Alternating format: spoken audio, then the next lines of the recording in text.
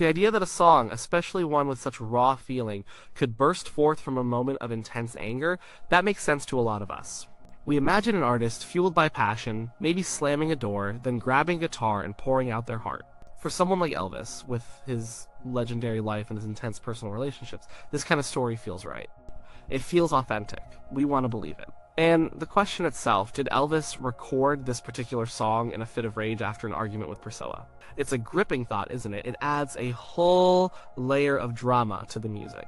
It makes you listen differently. You start looking for the anger in his voice, the hurt, the desperation to make things right. You wonder if Priscilla herself heard it and recognized the echo of a fight?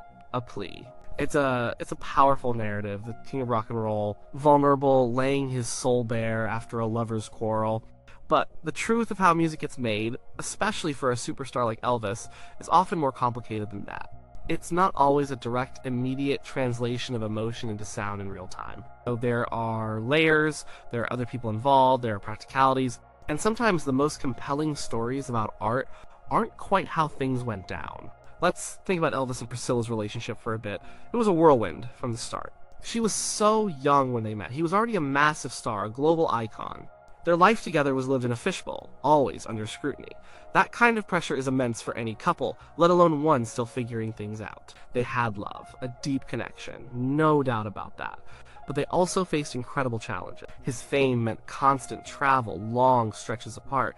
His work was demanding and it involved other women, even if it was just for the cameras or on film sets. Priscilla, for her part, was often left alone at Graceland, a young woman in a mansion raising their daughter, Lisa Marie. And she was trying to find her own identity outside of being Mrs. Elvis Presley. So, arguments? Yes, they absolutely had them. Like any couple, they had disagreements, frustrations, moments of hurt and anger. These weren't cartoonish, over-the-top fights every day, but there were real tensions. There was a growing distance, a feeling of being disconnected even when they were physically together.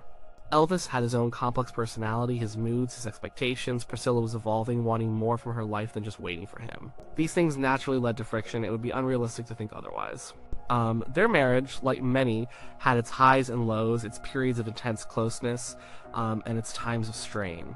Now, imagine an argument in Graceland. What would that have looked like? We don't have cameras in their private moments, of course, but we can guess. Maybe a quiet disagreement that escalated, maybe a shouting match after too much frustration built up. Maybe a long, silent tension that hung in the air for days. Elvis was known for his temper sometimes, but also for his charm and his ability to smooth things over. Priscilla was also strong-willed. So yes, the stage was set for emotional outbursts, for pleas, for desires to mend things, for moments where one of them might just want to walk away or lash out. That's just human nature, especially under extreme pressure. But then, how does that translate to recording a song? This is where we need to look at Elvis's creative process. Did he sit down at a piano and write his own songs right after a fight? The answer, overwhelmingly, is no. Elvis was an interpreter, a performer of genius, not primarily a songwriter. He could suggest changes to arrangements, he could pick songs that resonated with him, and he could infuse them with an unmatched emotional power. But he didn't typically compose the lyrics and melodies himself. His recording sessions were often structured. He'd go into a studio, sometimes in Memphis, sometimes in Nashville. Producers like Felton Jarvis would present him with a stack of demos, songs that had been pitched by various songwriters and publishing companies. Elvis would listen, he'd find a melody, a lyric, a feel that spoke to him, and then he would make that song his own. He would sing it with every fiber of his being, embodying the story and the emotion. So, the idea of him writing a song in a fit of rage is largely off the table. He simply wasn't a songwriter in that way, but could he choose a song and then sing it with a rage born from a recent argument? Now, that's a more interesting question. That's where the lines between art and life often blur for a performer of his caliber. Let's think about the song in question. It has a definite energy, it's got a driving beat. The lyrics are about reconciliation, about making amends, about not letting a relationship fall apart. It's urgent. It's got a powerful plea woven into its fabric. When Elvis sings it, you feel that urgency. You feel the passion.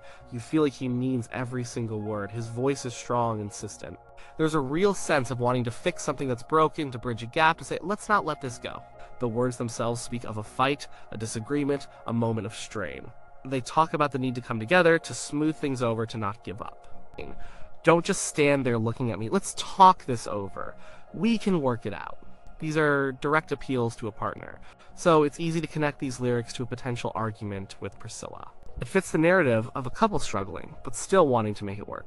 But who actually wrote these words? This is important. The song was written by Mark James and Larry Henley. These were professional songwriters. They crafted songs for many artists. They weren't necessarily privy to the intimate details of Elvis's marriage to Priscilla. They were writing a song that they hoped would be a hit, a song that could resonate with a wide audience about a common human experience, the ups and downs of love. They were crafting universal themes of conflict and reconciliation.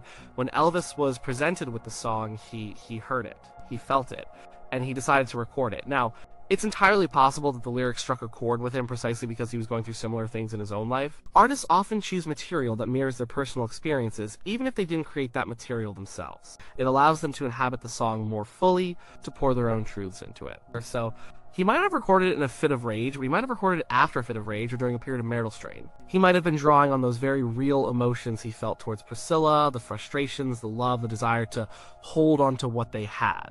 That raw emotion, that lived experience would have informed his performance, giving it its power and authenticity. Let's get down to the actual timeline. This song was recorded in June 1970 during a series of sessions in Nashville, Tennessee. These sessions were incredibly productive. Elvis was in good form, back on a roll after his comeback. He was recording a mix of rock, pop, and country. He was putting out a lot of music at this point in his career. What was going on with Elvis and Priscilla around June 1970? Their relationship was, by then, definitely showing cracks. The initial shine of their marriage had dulled somewhat. They had been married for 3 years by this point, and Lisa Marie was 2 years old. Elvis's schedule was relentless. He had just finished a very successful run of shows in Las Vegas. He was filming movies, recording albums, touring. Priscilla was often left behind. She was starting to feel isolated, lonely. She later spoke openly about these feelings in her autobiography. She was longing for more attention from Elvis, more presence in her daily life. And Elvis, for his part, was struggling with the pressures of his career, his own personal demons, and the demands of being a global icon.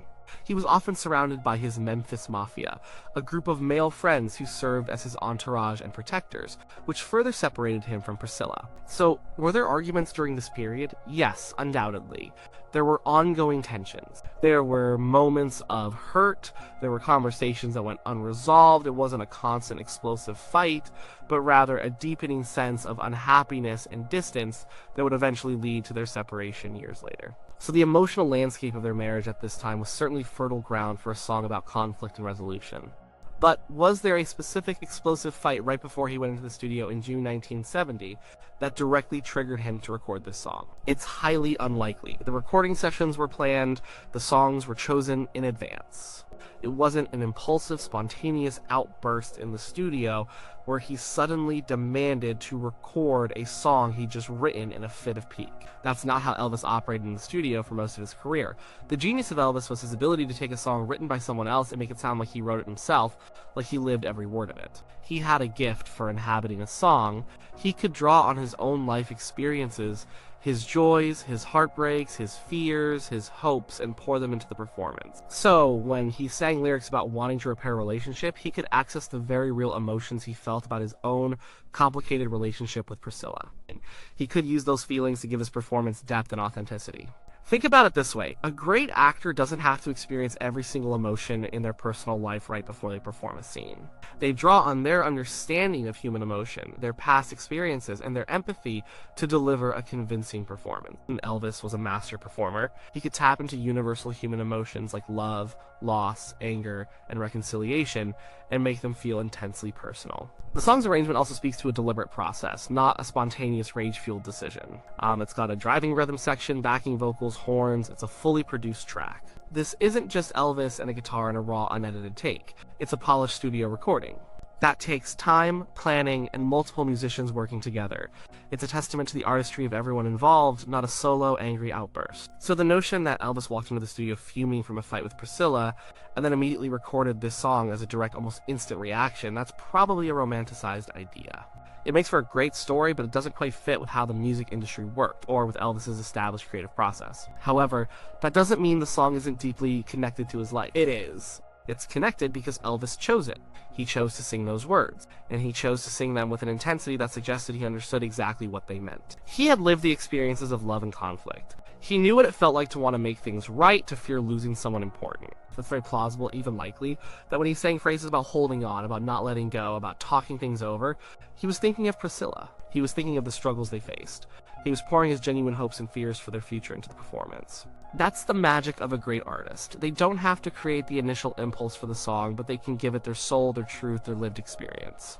The power of the song comes from his delivery, not necessarily from the exact circumstances of its writing or a specific fight just hours before. He could access those emotions because they were real emotions in his life. His marriage to Priscilla was a central part of his personal world, and while it was tumultuous at times, there was also affection and a desire to make it work, at least for a significant period.